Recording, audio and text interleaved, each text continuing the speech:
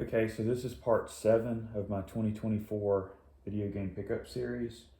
Today I'm talking about the Nintendo Wii U. This is a system that at the start of the year I already had a pretty robust library for. I was sitting at 45 Wii U games, which is a big chunk of the North American library. I don't have a calculator to do the percentages, but that's over a quarter.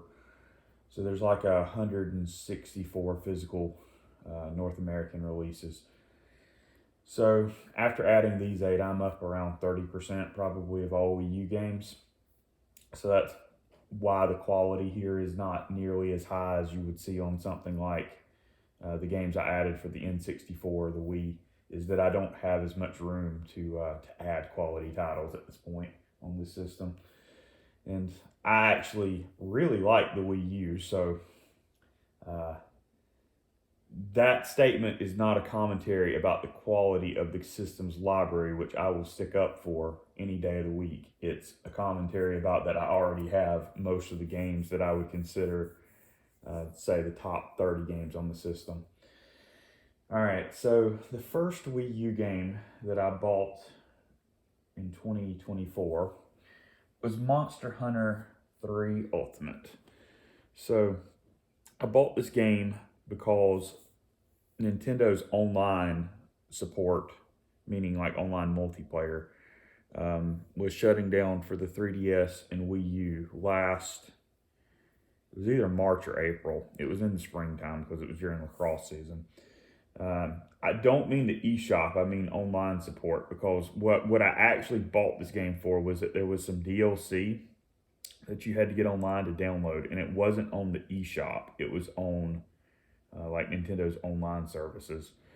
So I got this mostly to download the DLC. I have played maybe an hour or two of this game. I can safely say that an online multiplayer, or I know you can play this game single player, but this is a definite online multiplayer experience. This is not my jam, but it's a big game, fairly important game in the Wii U's library. A big game meaning like a long game.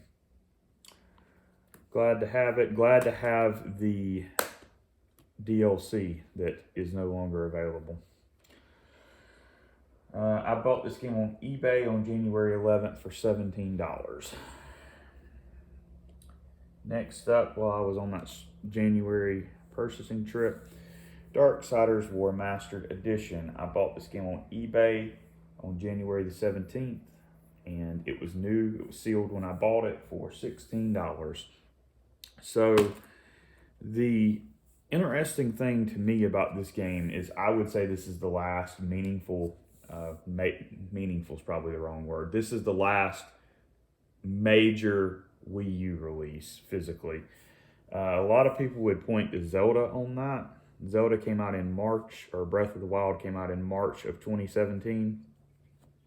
And Darksiders War Mastered Edition came out 2 months later in May. So the only six, there's, no, five. The only 5 physical Wii U games that came out after Darksiders War Mastered are Cars 3, there's 2 Just Dance games, Limited Run did a release of Axiom Verge, and the last Wii U game was Shakedown Hawaii. So the reason I rephrased from important or meaningful to major was that I would consider Axiom Verge to be an important release, but it was not a widespread release. It was very, first of all, Axiom Verge is a very small indie game, and second of all, it's a limited run release, so I wouldn't consider that to be like a major retail release like I would this. Darksiders, a lot of people compare this game to Zelda, or the series to Zelda, I guess, and I don't really agree with that. From what I have played of the game, it reminds me more of what people would call a character action game, meaning like Bayonetta or God of War. I think the series, or this game at least, has a bigger focus on action than Zelda does. The combat is what I'm saying. A bigger focus on combat than Zelda does, and not as much of a focus on exploration. So I would say this is an action game, not an action adventure game.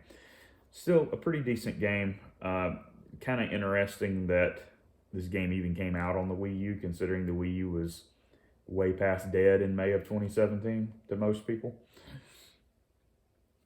And then my final game in the January flurry of pickups here, I got a sealed copy of Rodea the Sky Soldier on eBay on January the 19th for $25.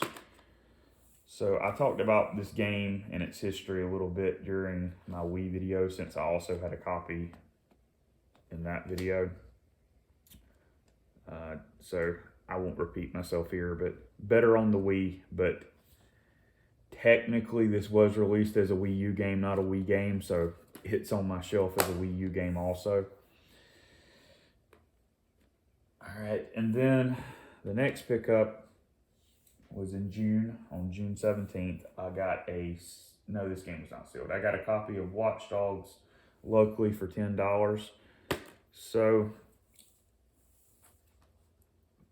maybe the most interesting thing about Watch Dogs is that this is probably like the last sort of big third-party game to come out on the Wii U.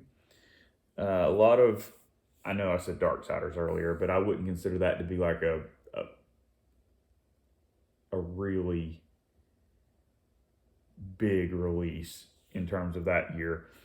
So Watch Dogs came out after pretty much all third-party support on the Wii U had ended, mainstream third-party support. Any big third-party release that came out on the Wii U pretty much either came out at launch or in 2013. And this was significantly after that. So it's a Ubisoft game. Anybody who's played many of those knows what that means. It's open world, all that good stuff. I mean, I've played maybe an hour or two of it. It seems fine. The stealth stuff in the game is a little counterintuitive to me. Like I struggled with the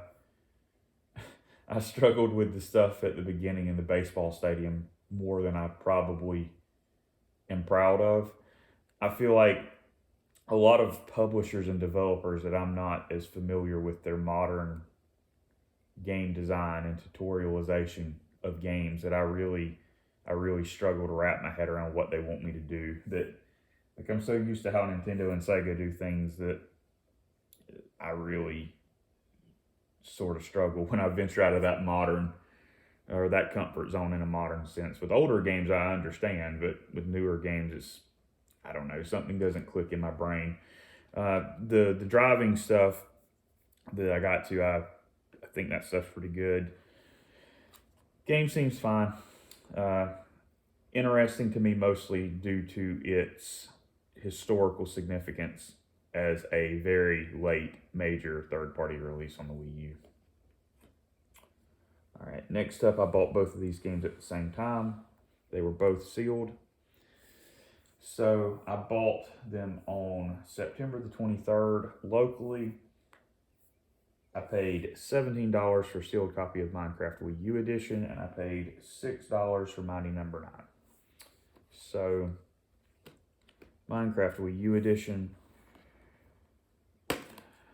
This game is something that I have no clue about. Like, I really do not understand Minecraft. It makes me feel very old. I don't understand the point. I don't understand the controls. Like, I feel dumb because I have watched people play Minecraft before just to see. And, like, when I try to do it myself, I just totally don't get it. Like, this is the same Watch Dogs discussion all over again.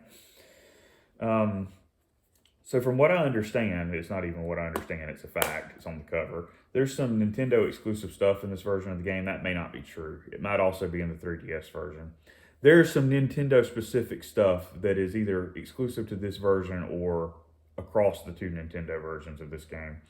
But even though I don't get this game and the time I have spent with it has mostly been me being confused, I'm not going to deny that this is an important game.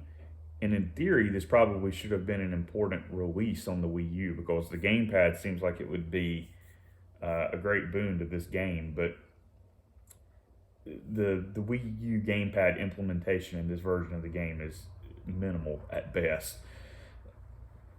But still, for $17 sealed. I'm pretty happy with that. Next up is Mighty Number 9. $6 sealed.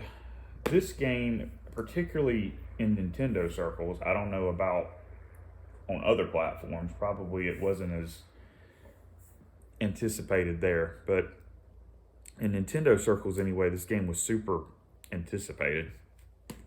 So this game was funded on Kickstarter. It's clearly a spiritual sequel to Mega Man, or the Mega Man series. It might actually be the Mega Man X series. I'm not familiar enough with old school Mega Man to tell you which one this one is inspired by. This game is a major disappointment. Critically, this game did not do well.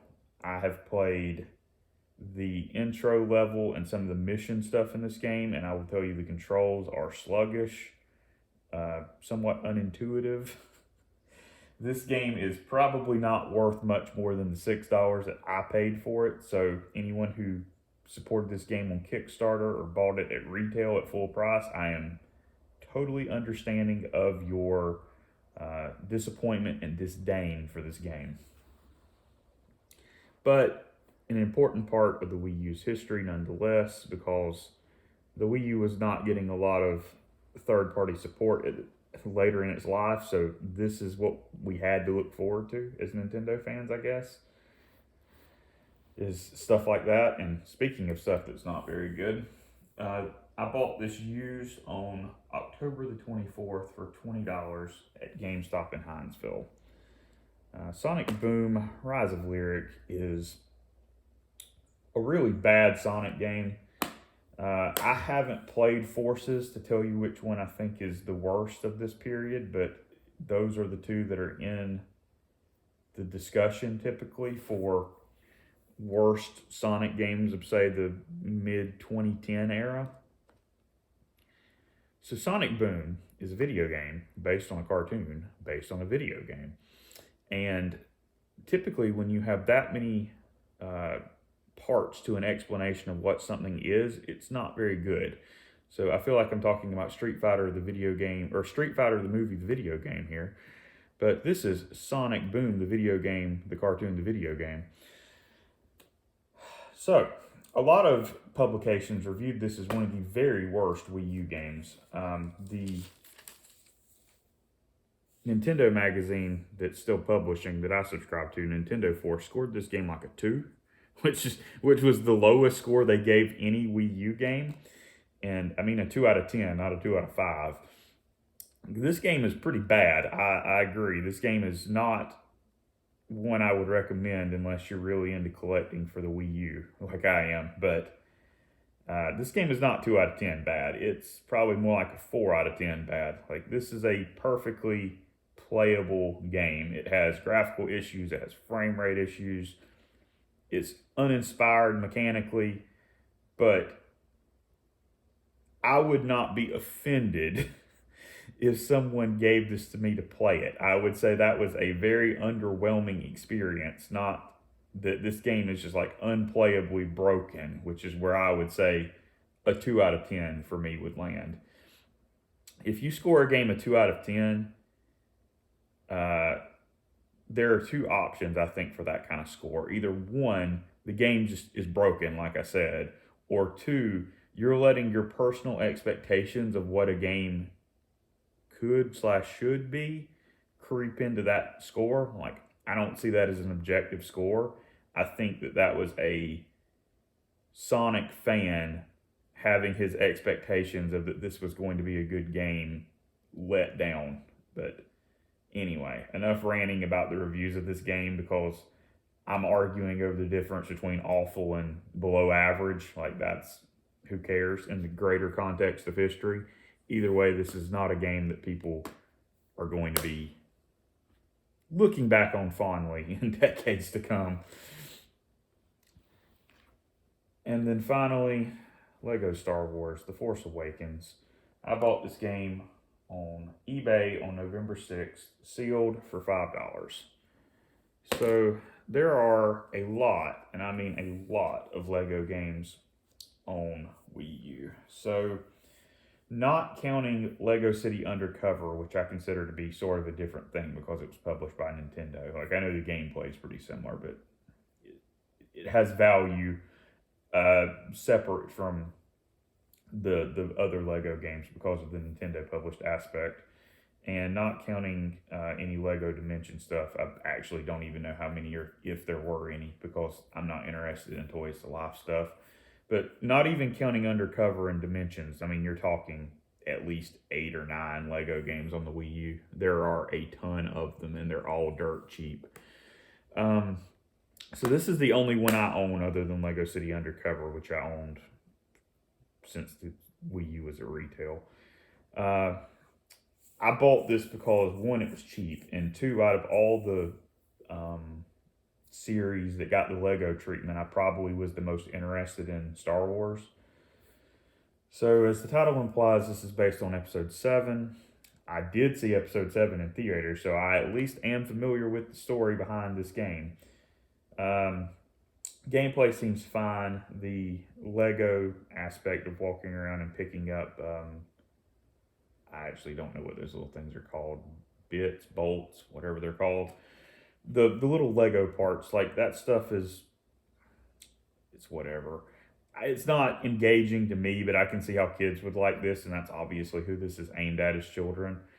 The aspect in this game, at least at the beginning, where you're switching between characters, and there's like, I'll be generous and call them puzzles. There's interactive aspects of the level where you have to be playing as a certain character to interact with it. That seems clunky, and unintuitive is maybe the wrong word because it is intuitive. It's just needlessly complicated for no reason. That I need to switch between one character to another just to interact with this scanner to progress the level is not a puzzle to me. It's just a headache. It's a hindrance to progression. Come up with better puzzles. Kids can handle it. I had a video game system when I was 4 and I lived to tell about it. You don't need to make everything brain dead easy. The game is fine though. I know that sounded really harsh, but like, this is a solid 6 or 7 kind of game. It's a perfectly good licensed game. This is sort of a doubly licensed game. I would even say for a licensed game, it might lean on the good side of things. Like, these games is rounding out your library are perfectly good additions. So those were my 8 Wii U pickups for 2024.